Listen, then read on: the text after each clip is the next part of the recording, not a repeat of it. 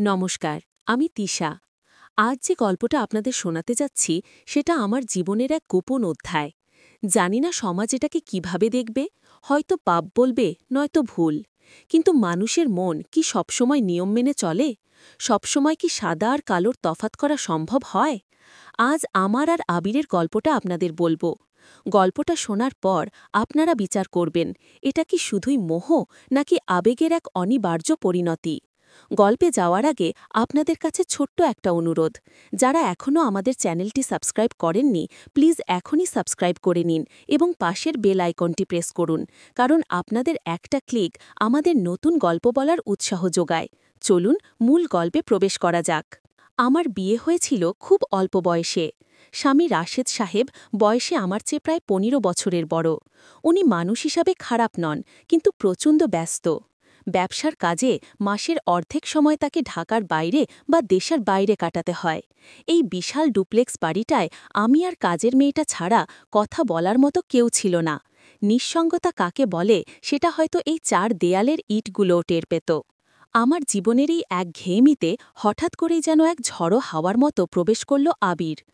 আবির হল আমার দূর সম্পর্কের এক আত্মীয়, মানে সম্পর্কে আমার স্বামীর বন্ধুর ছেলে।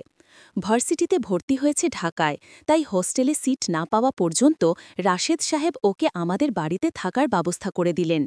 ২২ বছরের টকবগে তরুণ আবির, ফর্সা গায়ের রং, চোখে মুখে একটা অদ্ভুত মায়া আর কথায় বেশ চটপটে। ও আসার পর বাড়িটা যেন একটু প্রাণ ফিরে পেল। প্রথম দিকে আমাদের সম্পর্কটা ছিল খুবই সাধারণ। ও আমাকে আন্টি বলে ডাকত, আমি ওকে বাবা বা নাম ধরে ডাকতাম। কিন্তু সমস্যাটা শুরু হলো মাস ২-১ পর থেকে। রাশেদ সাহেব ব্যবসার কাজে দুবাই গেলেন ১ মাসের জন্য। বাড়িতে আমি আর আবির। ঘটনার শুরু এক বর্ষণমুখর বিকেলে। সেদিন আকাশ কালো করে মুষলধারে বৃষ্টি হচ্ছিল, লোডশেডিং চলছে। আমি বারান্দায় দাঁড়িয়ে বৃষ্টির ছাঁট গায়ে মাখছিলাম। পরনে ছিল হালকা রঙের একটা সুতি শাড়ি। বৃষ্টির জলের ছাপটায় শাড়িটা ভিজে শরীরের সাথে লেপটে গিয়েছিল। আমি খেয়ালই করিনি কখন আবির আমার পিছনে এসে দাঁড়িয়েছে। হঠাৎ বাজ পড়ার বিকট শব্দে আমি চমকে উঠে পিছনে তাকালাম। আবির দরজার ফ্রেমে হেলান দিয়ে দাঁড়িয়ে, ওর চোখ দুটো স্থির হয়ে আছে আমার দিকে। না, সেই দৃষ্টিতে কোনো শ্রদ্ধা ছিল না, ছিল এক অদ্ভুত ঘোর। ও আমার চোখের দিকে তাকিয়ে ফিসফিস করে বলল, তিশা আন্টি, তোমাকে আজ অন্য রকম লাগছে, বৃষ্টির চেয়েও সুন্দর। আমি কিছুটা অপ্রস্তুত হয়ে শাড়ির আঁচলটা ঠিক করতে করতে বললাম, কি যাতা বলছ আবির, ঘরে যাও, ঠান্ডা লাগবে। আবির এক পা এগিয়ে এলো। ওর গলার স্বরটা একটু ভারী শোনাল। কেন? আমি কি ভুল কিছু বললাম? সুন্দরকে সুন্দর বলা কি পাপ? ওর এই কথায় আমি থমকে গেলাম। শরীরের ভেতর কেমন যেন একটা শিহরণ বয়ে গেল। আমি নিজেকে সামলে নিয়ে দ্রুত ঘরে চলে এলাম। কিন্তু সেই রাতে আমি আর ঘুমাতে পারলাম না। আবিরের ওই দৃষ্টি আমাকে বারবার তাড়া করে ফিরছিল। পরের কয়েকটা দিন আমি আবিরকে এড়িয়ে চলার চেষ্টা করলাম, কিন্তু ও যেন ইচ্ছে করেই আমার সামনে আসত। কখনো খাওয়ার টেবিলে, কখনো ড্রয়িং রুমে টিভি দেখার সময়। ওর তাকানোটা পাল্টে গিয়েছিল। ও আমাকে আর আন্টি হিসাবে দেখছিল না, দেখছিল একজন নারী হিসাবে। একদিন দুপুরের ঘটনা। আমি আমার বেডরুমে আয়নার সামনে দাঁড়িয়ে চুল আঁচড়াচ্ছিলাম। দরজাটা ভেজানো ছিল। হঠাৎ আয়নায় দেখলাম আবির দাঁড়িয়ে। আমি চমকে উঠে বললাম, আবির, তুমি এখানে, কিছু বলবে? আবির ধীর পায়ে আমার দিকে এগিয়ে এলো, আমার খুব কাছে এসে দাঁড়ালো। ওর নিঃশ্বাসের শব্দ আমি শুনতে পাচ্ছিলাম। ও বলল, কাল রাতে আমি একটা স্বপ্ন দেখেছি আন্টি। স্বপ্নে তুমি ছিলে, তুমি আর আমি, আর কেউ নেই। আমি আমতা আমতা করে বললাম, কি সব আবোল টাবোল বলছ, তোমার পড়াশোনায় মন নেই? আবির আমার হাতটা আলতো করে ধরল। ওর হাতের স্পর্শে আমার সারা শরীর কেঁপে উঠল। ও বলল, পড়াশোনায় মন বসছে না তিশা, সব সময় শুধু তোমার মুখটা ভেসে ওঠে। আচ্ছা, তুমি কি একটুও বুঝতে পারো না রাশেদ আঙ্কেল তোমাকে কতদিন সময় দেয় না? তোমার এই রূপ, এই যৌবন সব কি এভাবেই অবহেলায় নষ্ট হবে?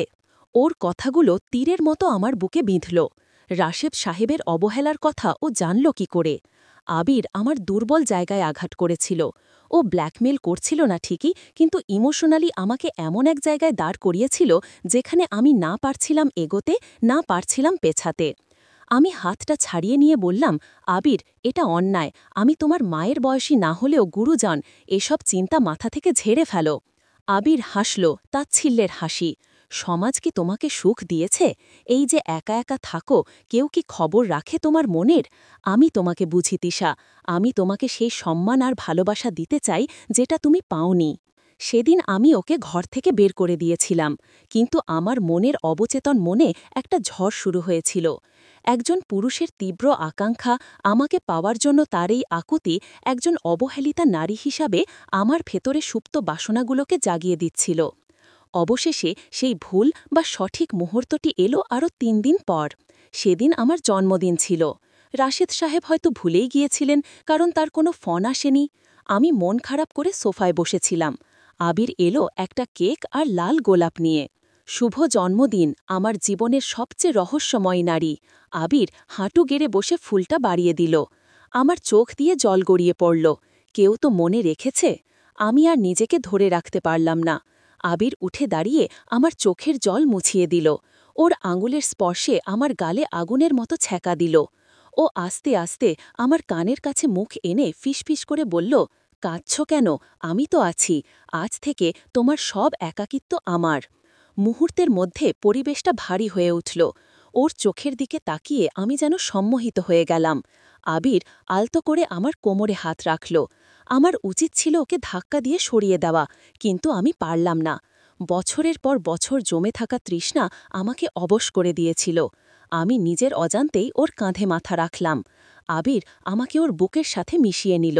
ওর হৃৎপিণ্ডের থপথপ শব্দ আমার কানে বাজছিল। ও আমার চিবুকটা তুলে ধরল। আমাদের নিঃশ্বাস একে অপরের সাথে মিশে যাচ্ছিল। আবিরের হাত আমার পিঠ বেয়ে নিচে নামছিল। ওর স্পর্শে আমার শরীরের প্রতিটি লোমকূপ দাঁড়িয়ে যাচ্ছিল। এক অদ্ভুত উত্তেজনায় আমার গলা শুকিয়ে আসছিল। ও যখন আমার কানের লতিতে ঠোঁট ছোঁয়াল, আমার মুখ দিয়ে অস্ফুট একটা গোঙানির শব্দ বেরিয়ে এলো। আবির, এটা ঠিক হচ্ছে না। আমি খুব দুর্বল গলায় বললাম। সব ঠিক, আবির গার্হস্বরে বলল। আজ কোনো নিয়ম নেই, কোনো দেওয়াল নেই, শুধু তুমি আর আমি। সে রাতে ড্রয়িং রুমের সেই আবছা আলোয় আমরা ভুলে গিয়েছিলাম সম্পর্কের বেড়াজাল, ভুলে গিয়েছিলাম সমাজ, সংসার আর লোকলজ্জার ভয়। আবির আমাকে পাজাকোলা করে বেডরুমে নিয়ে গেল। বিছানায় শুইয়ে দিয়ে ও যখন আমার দিকে তাকালো, মনে হলো কোনো তৃষ্ণার্ত পথিক মরুভূমিতে জল খুঁজে পেয়েছে। ওর শরীরের উষ্ণতা আমার বরফ হয়ে থাকা শরীরটাকে গলিয়ে দিচ্ছিল। আমি আমার হাত ওর চুলের ভেতর ডুবিয়ে দিলাম। ওর পেশিবহুল শরীরের স্পর্শে আমি নিজেকে হারিয়ে ফেলছিলাম এক অজানা সুখের সাগরে। আমাদের দুটি শরীর যখন এক হল, তখন বাইরে প্রবল ঝড়, আর ভেতরে তার চেয়েও বড় এক তোফান। পাপবোধ আর প্রাপ্তির এক অদ্ভুত দ্বন্দ্বে আমরা লিপ্ত ছিলাম। সকালবেলা যখন ঘুম ভাঙল, আবির আমার পাশেই ছিল। ভোরের আলোয় ওর মুখের দিকে তাকিয়ে আমার বুকটা ধক করে উঠল। আমি কি করলাম? রাশেদ সাহেব বিশ্বাস করে ওকে এখানে রেখেছিলেন, আর আমি? কিন্তু আবিরের ঘুমন্ত মুখের দিকে তাকিয়ে আমি কোনো ঘৃণা অনুভব করলাম না। বরং মনে হলো এই ছেলেটা আমাকে গত রাতে যে পূর্ণতা দিয়েছে, তা আমি গত 10 বছরেও পাইনি। আমাদের এই সম্পর্কটা চলতে থাকল, কিন্তু এই সুখে স্থায়িত্ব ছিল খুব কম। রাশেদ সাহেব ফেরার দিনে গিয়ে আসছিল। আমাদের মনে ভয় আর অপরাধবোধ বাসা বাঁধতে শুরু করল। আবির আমাকে বলতো, চলো আমরা কোথাও পালিয়ে যাই। কিন্তু আমি জানতাম সেটা সম্ভব নয়। এটা বাস্তবতা, কোনো সিনেমার গল্প নয়। পালানো মানেই আবিরের ভবিষ্যৎ নষ্ট করা আর আমার সমাজচ্যুতি। শেষ পর্যন্ত আমি সিদ্ধান্ত নিলাম। রাশেদ সাহেব আসার 2 দিন আগে আমি আবিরকে বললাম হোস্টেলে চলে যেতে। অনেক কান্নাকাটি আর অভিমানের পর ও রাজি হল। যাবার সময় আবির আমাকে জড়িয়ে ধরে বলেছিল, তুমি আমাকে শরীর দিয়েছ, কিন্তু আমি তোমাকে মন দিয়েছিলাম। এই ঋণ আমি কোনোদিন শোধ করতে পারব না। আজ আবির অনেক দূরে। ওর বিয়ে হয়েছে, সংসার হয়েছে। রাশেদ সাহেবও এখন রিটায়ার্ড, আমার সাথেই থাকেন। কিন্তু মাঝে মাঝে গভীর রাতে যখন জানালার বাইরে বৃষ্টি হয়, আমার শরীর আর মন সেই স্পর্শটা খোঁজে। সেই নিষিদ্ধ উত্তেজনা, সেই ভুল ইশারা আর সেই এক ছাদের নিচের গোপন অভিসার, সব কিছুই আজ স্মৃতি। কিন্তু এই স্মৃতি আমার বেঁচে থাকার একমাত্র অবলম্বন।